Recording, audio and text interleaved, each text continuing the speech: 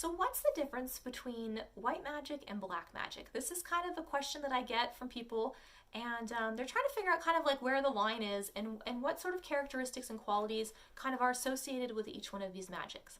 Now, there are some people in the community that don't believe that there is a black or a white connotation with each one, but there are some people that do. So if you're in that group, this one is for you.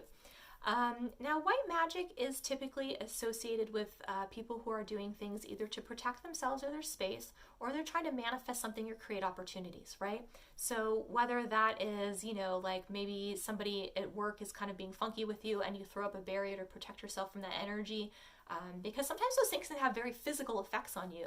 I've had people make me nauseous. I've had people make me throw up. I've had people give me headaches. I've had people make me dizzy. There's all sorts of things can come from somebody having really bad energy around you. I've had people give me nightmares. So it's very important to be able to protect your space. Now, if you're doing it in the white magic sense, what you're basically just doing is you're just throwing up a barrier that's saying, I don't want that energy near me. You just hang on to that. It's not for me. Another thing, if you're trying to manifest an opportunity for yourself, maybe you're trying to manifest some more money, a new job, maybe some more friends, maybe you're doing some healing work or some healing energy or some healing magic. That could be something else too that would be associated in the white magic sort of area. Also, too, people that work this kind of magic, a lot of times too, they deal more with the elements, right? And so they'll kind of grab onto those and harness those energies in order to kind of propel their spell work and kind of move and push and pull and shift the energy around in order to create the opportunities and situations that they want for themselves, right? And they've put all the time and the effort and the work in, so they know how to kind of grab onto that energy and kind of harness it and make it move the way that they want. Now, if we're going to talk about black magic, this somehow has become popular lately too. There's been a lot of stuff on TV and in movies and stuff where, the black magic has been kind of a little more at the forefront of things. And you see people like making other people levitate. You see people making people's heads explode, people's hair fall out. They're doing crazy glamour spells. You're seeing all these different things happen, right? So, and just trying to figure out, is this white magic? Is this black magic? Like, what is happening, right?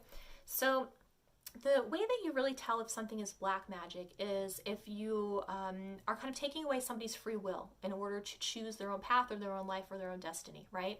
A lot of black magic too deals with kind of energies of kind of control and manipulation for things. Some people that do black magic, a lot of the spells that are involved in this sort of area can be pertaining to punishing somebody who has wronged them, right? So this could be anything from like jinxes, curses, hexes, sort of stuff in this area. So that's more of a black magic kind of area. Love spells too kind of fall under this particular realm of magic, because what you're doing is you are essentially taking away somebody's free will to choose the person that they love and to choose the person that they want to be with. Now, this might not be a popular opinion, but it fits the criteria of what you're doing if you're doing black magic, right?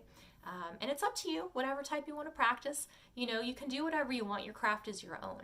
And you should always do things that work for you, that fit for you, and make you feel comfortable, because what's comfortable or good for one person is not always necessarily going to work for another. So just make sure you really understand what you're doing and get a lot of, really learn about it before you just start doing stuff willy-nilly. I think that's one of the most important things I can tell you too. I see a lot of people that don't really understand what they're doing, and especially if they get into areas like black magic, some stuff can really go freaking haywire if you don't have kind of control over the situation, or if you don't really understand or know what you're asking or what energies you're sort of putting out there or throwing onto other people, right?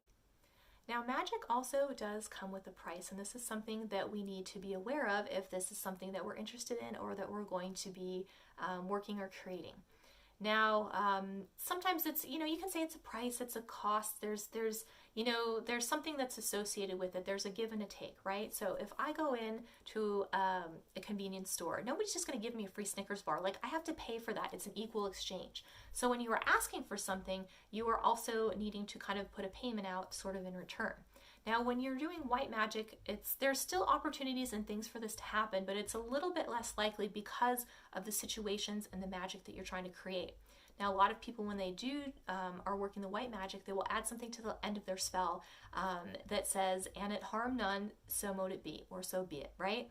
And basically all that's saying is, I want to manifest this thing that I'm asking you for, but I want to make sure that no harm comes to me or anybody else involved in the process of creating these opportunities or bringing me what I want.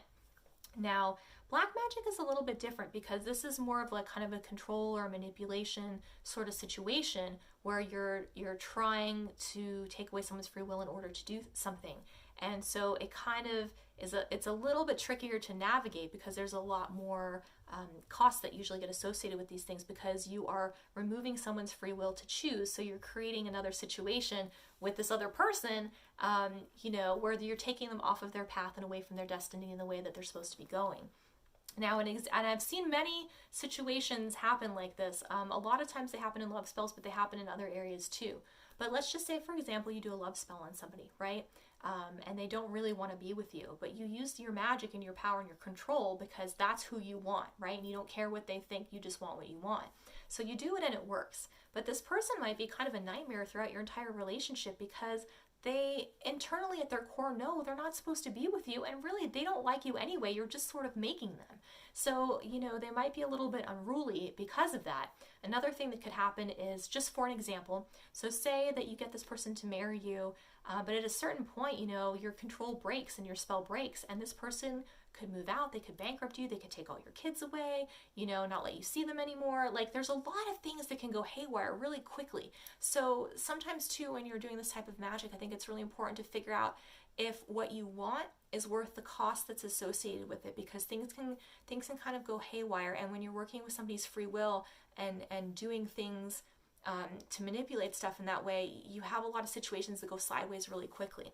Now, it doesn't always hit you right away, but usually things will kind of happen sometimes at a later date. Sometimes it takes years before it catches up, but it usually always does catch up because the universe is very good at balancing things out. Now, sometimes it might be a small price to pay, sometimes it might be a bigger price to pay. And sometimes you know what that is and sometimes you don't. So if you are venturing into these fields of magic, just make sure that you are okay with that sort of thing. Say you're trying to, manifest some money and you're kind of trying to do it in a shady way because you for whatever the reasons, and you get the money, but you get it because you were in a horrible car accident and you were painfully injured. Your car is totaled, but you get all the money you need and more because the insurance cuts you a check for all of the things that have happened to you in your car. Is it worth the money that you needed to manifest? I don't know. It depends how bad you needed it, I guess. But, just be aware because these are things that can happen, especially if you don't know the rules, especially if you're not working properly with your magic and taking the proper precautions. So I just want to make sure that while you're working, if you want to dive into that area, that you are safe and protecting yourself as much as you can be. So hopefully that was helpful. Hopefully you understand a little bit kind of the energetic differences between the two. And I hope you have fun with whatever magic that you're doing and that you are safe and careful out there. So until next time, thank you so much for watching and have an absolutely beautiful day.